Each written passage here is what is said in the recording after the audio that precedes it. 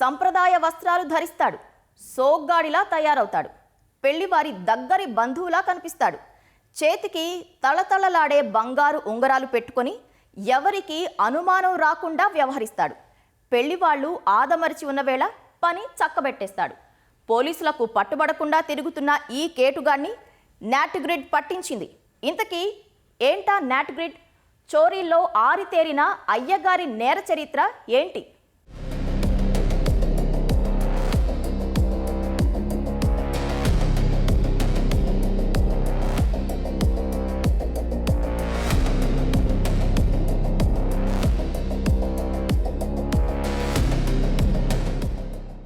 November 7, 2025 Vijayawada Machavaram police station పరిధిలోని కళ్యాణ మండపం ఓ వివాహ వేడుక ఘనంగా జరుగుతోంది. అంతా సందడిగా ఉంది.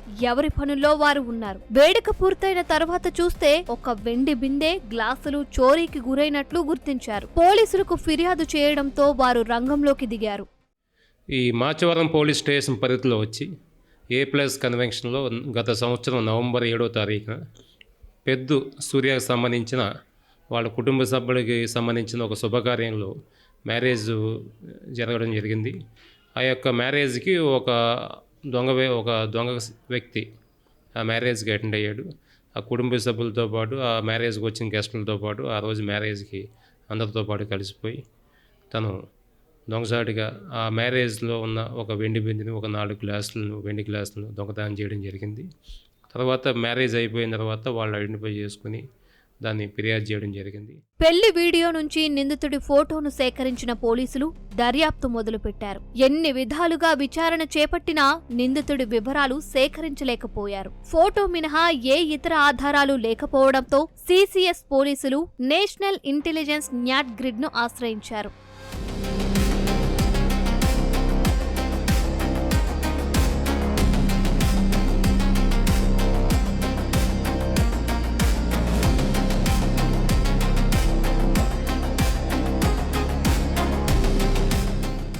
భారత ప్రభుత్వ ఆధ్వర్యంలో నిర్వహించే సమగ్ర నిఘా సమాచార వ్యవస్థే నాట్గ్రిడ్. ముంబై దాడుల తరువాత అనుమానితుల కదలికలను ముందుగానే గుర్తించి భవిష్యత్తులో ప్రమాదాలను నివారించేందుకు దీన్ని ఏర్పాటు చేశారు. పోలీస్, బ్యాంకింగ్, టెలికాం, వీసా, పన్నుల విభాగం తదితర 21 సంస్థల డేటాబేస్ ను నాట్గ్రిడ్ తో అనుసంధానం చేశారు. నిందితుడి ఫోటోను దీనిలో అప్లోడ్ చేయగానే అయ్యగారి గుట్టంతా బయటపడింది. అతడి గత చరిత్రను పోలీసులు తవ్వగా విస్తుపోయే వాస్తవాలు వెలుగు చూశాయి. మ్యారేజ్ సంబంధించిన మొత్తం మ్యారేజ్ రికార్డింగ్ అంతా, వీడియో రికార్డింగ్ అంతా మేము వెరిఫై చేసి ఆ వ్యక్తి యొక్క అనుమానాస్పదంగా ఉన్న వ్యక్తి యొక్క ఫోటోను సేకరించి చుట్టుపక్కలంతా కూడా మేము ఎంక్వైరీ చేసాం. ఎక్కడా కూడా మాకు సమాచారం అయితే దొరకలేదు.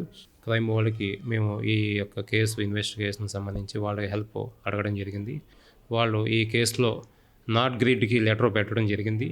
నాట్గ్రిడ్ అనేది అనేక సంస్థల యొక్క డేటా సంబంధించిన ఒక సెంట్రల్ ఇంటెలిజెన్స్ సంబంధించిన ఒక ఏజెన్సీ. అది వాళ్ళకి లెటర్ పెట్టడం వల్ల ఈ ఫోటోల వ్యక్తి యొక్క డేటా వివరాలు కావాలని చెప్పి క్రైమ్ వాళ్ళు లెటర్ పెడితే నాట్గ్రిడ్ నుంచి రిప్లై వచ్చింది. ఈ యొక్క ఫోటోలో ఉన్న వ్యక్తి తెనాళ్ళకి చెందిన నార్ల ధర్మేంద్ర అని చెప్పి అనే వ్యక్తికి సంబంధించినగా మ్యాచ్ అవుతుంది అని చెప్పి అంటే అతన్ని మేము అదుపులోని తీసుకుని ప్రశ్నించగా అతను నేరాన్ని ఒప్పుకున్నాడు. అతని దగ్గర నుంచి ఈ నేరానికి సంబంధించిన ఈ వెండి వస్తువుని కూడా మేము రికవరీ చేయడం జరిగింది. ధర్మేంద్ర గతంలో తెనాలిలో బంగారు నగల దుకాణం నిర్వహించేవాడు. దానిలో నష్టాలు వచ్చాయి. ఈ క్రమంలో వ్యాపారానికి సంబంధించిన పన్నులను ఎగ్గొట్టడంతో అతడిపై central board of direct taxes CBDT case నమోదు చేసి ఆ వివరాలు నాట్గ్రిడ్ లో ఉంచారు. బంగారం వ్యాపారంలో నష్టం రావడంతో దొంగతనాలకు అలవాటు పడ్డాడు. చోరీలు చేయడానికి ధర్మేంద్ర ఇతర నేరగాళ్ల కంటే భిన్నంగా ఆలోచించాడు. కళ్యాణ మండపాల్లో జరిగే పెళ్లిళ్లు లక్ష్యంగా చోరీలకు దిగాడు. టిప్ టాప్ గా రెడీ అయ్యి తెనాలి నుంచి బయలుదేరి విజయవాడకు వెళ్తుండే ధర్మేంద్ర నగరంలో ఉన్న కళ్యాణ మండపాల వద్దకు వెళ్లేవాడు. అక్కడి పరిస్థితులను పరిశీలించి వెళ్లి పనులు చెక్కబెట్టేవాడు. ఎవరైనా అడిగితే పెళ్లి కుమారుడు, పెళ్లి కుమార్తె తరపు వారిని అని చెప్తుండేవాడు. అదును చూసి చోరీలు చేసేవాడు.